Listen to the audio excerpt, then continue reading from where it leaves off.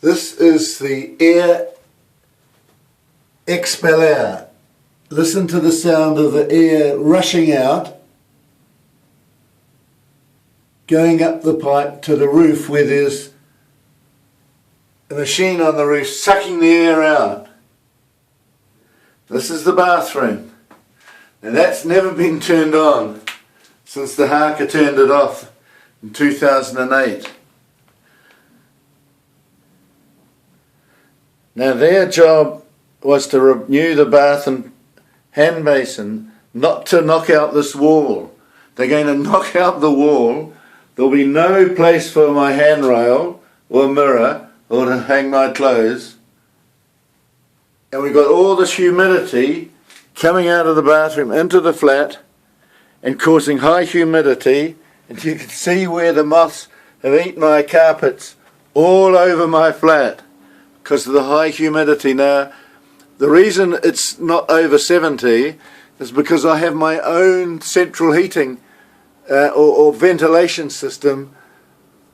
So that's air coming out and air going out, air coming in from outside on the balcony. It's a heat exchanger, giving me fresh, low humidity air all the time, 24 hours a day.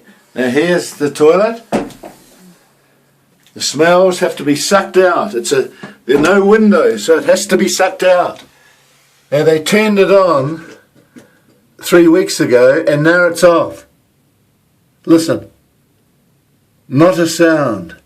There's normally a hissing sound. Now I've got a video of it hissing, but it's too long to show you. I ranted and raved. And they've deliberately turned it off again.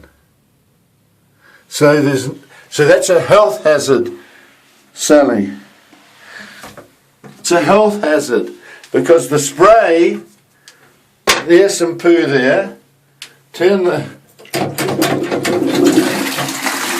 the spray, you can't see it, it's atomized. And those bacteria from my bowel, maybe a virus or two that's got through, comes into the air and through this gap here, because this wall's going to be taken down. So there'll be no place to hang this or toilet rail. And they're going to move the toilet to where the wall is to make it an open plan bathroom toilet area. Now my architect says they can't do it. And I've read on the building regulations that there has to be a separate toilet so that those viruses in the thing go up through that vent and out safely into the air and above the roof. Now we've always been managed by incompetent people who are just interested in fucking everyone at work. That's what they go to work for. And they're £100,000 salaries. Jobs for the boys by Steve Stride. 80% of the rents go on their salaries. They'll never be able to afford pensions. So only 20% is spent on refurbishing the flats and keeping them painted.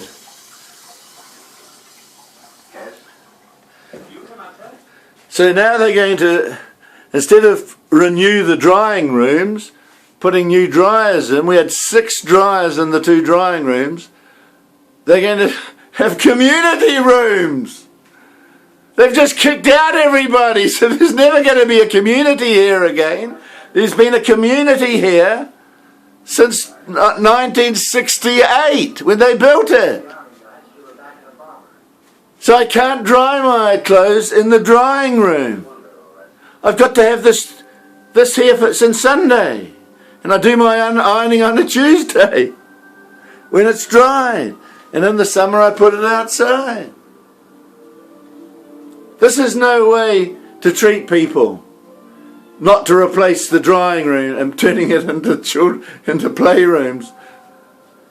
People don't want to get on with each other anymore. We've all been made selfish.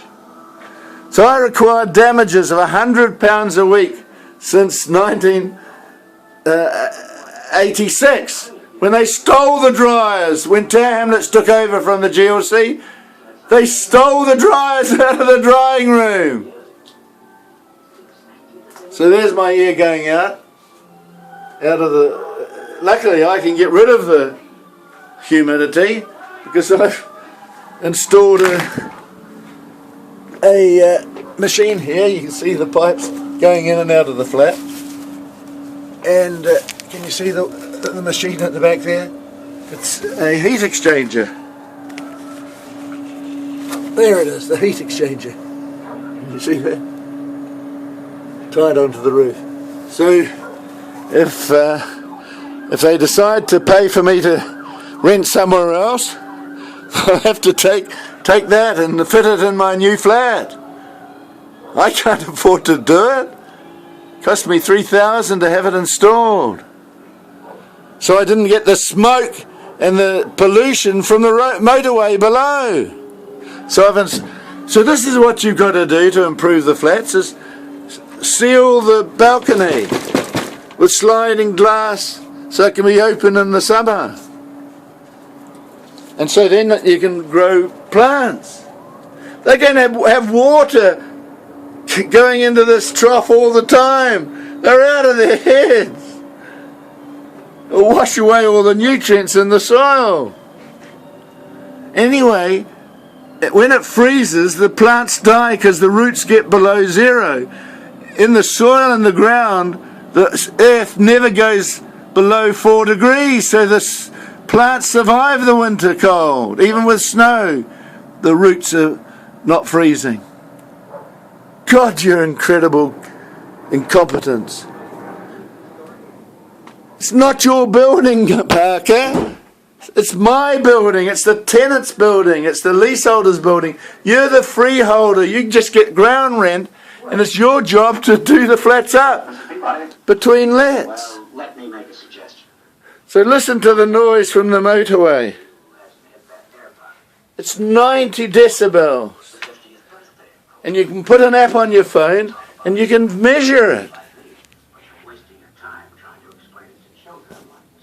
Can you hear some noise? Just wait.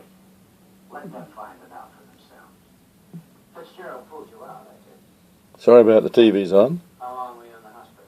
3 days. Now they're going to bring air through this wall. They're going to have 3 glass walls.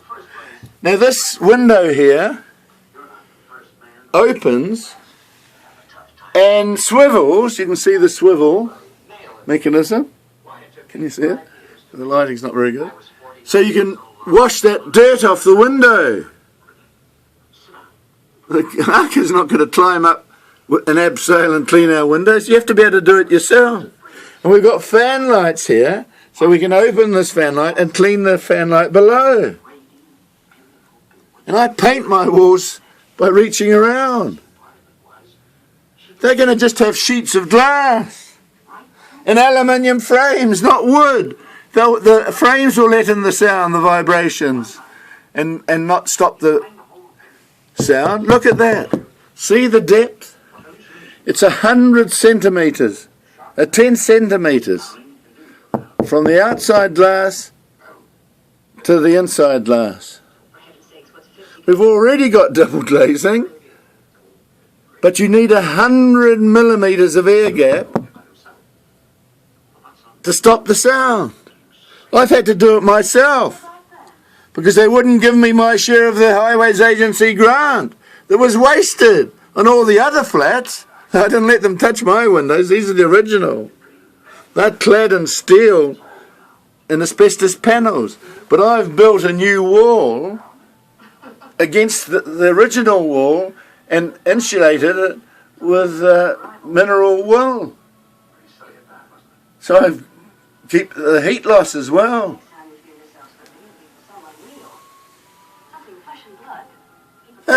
Crazy not doing like for like. You get couple sash wooden windows from Sweden that combine give you the 100 millimetres, and it's clad in steel so you can have any colour you like and don't have to keep painting it. It's anodised. So there's my fresh air coming in from outside. Warmed up air, filtered air.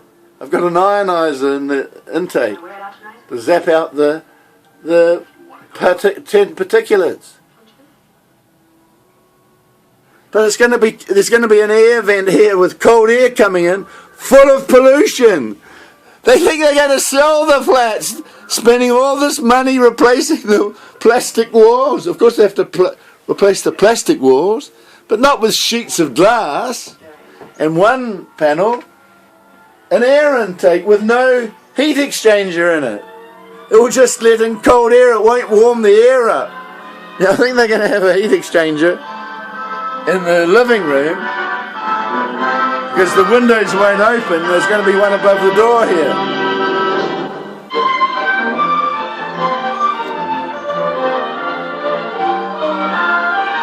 So I've got 21 degrees today thanks to the sun shining in. That's the required temperature. But they won't fix my heater. The water's been restricted. The water coming into this heater has been restricted with the taps turned off in the ducts. They're facing 25 years imprisonment for attempted homicide. They know the taps have been tampered with and still they won't fix it. And when I got the insurers to come and look to pay for it to be fixed, they stopped. Clive from the Harker stopped the insurers coming to have a look so that they would pay the Harker to fix it. I just need a bigger wrench to turn, because there's no tap on the valves. They've taken the handle off. They've tried to kill me for the last 20 years. Twice I had to be taken. The ambulance had to come to revive me from hypothermia. 30,000 old people like me die because landlords kill them. So, Clive, you're going down for 25 years for attempted murder, along with Andrew and Steve, because you've known of it and you haven't done anything about it. You're denying it, that anything's happened to my ducks. You haven't even looked. I've been complaining since you took over. And if you had looked, you know they've been turned down and tampered with, so you haven't done anything about it. So you're negligent and going down for 25 years for murder. Eventually, once I get round to it.